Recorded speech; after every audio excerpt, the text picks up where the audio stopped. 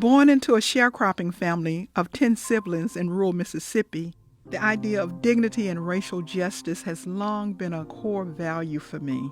My most vivid memory as a young child of 5 is my father's daring escape with our family from the plantation-like Mississippi Delta in the wee hours of the morning. Those early years of racial oppression and denial of opportunity were damaging. Yet what I found to be most destructive was the educational deficit I experienced as a result of having to work through the harvest season, which left only half the school year. But I started school from the 4th grade and never missed a day, and graduated with honors. There is an inner dignity in Islam called fitra, your natural inner nature that is already programmed for excellence. One's belief in one's own ability to achieve what one sets out to do. The idea of education is at the core of what motivates this work for me. And so I've tied that to this concept of nurturing the inner dignity within our young people to unleash their human potential. For Muslims, the term dignity means inherent nobility, honor, worth, a born sense of leadership and self-governance. As you connect to the Creator, that becomes self-evident.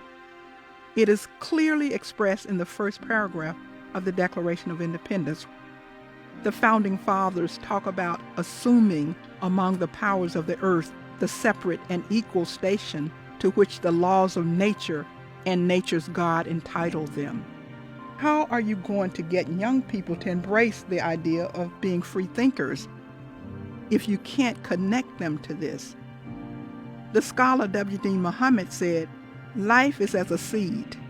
For plants, if you lose the seed, no food. In human life, if you lose what it means to be human, that inner dignity, future loss.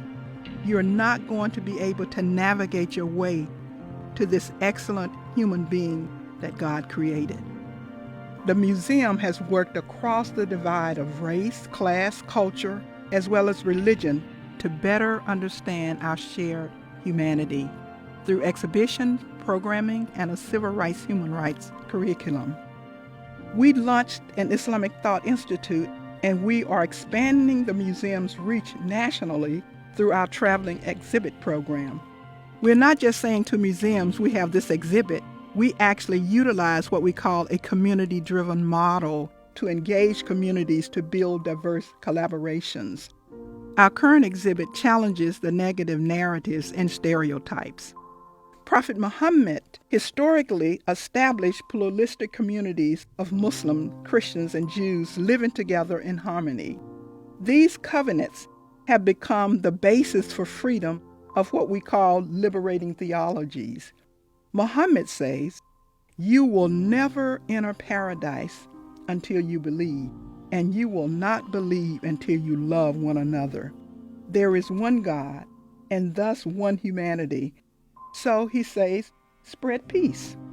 During the freedom movement in America, African Americans wanted 2 things.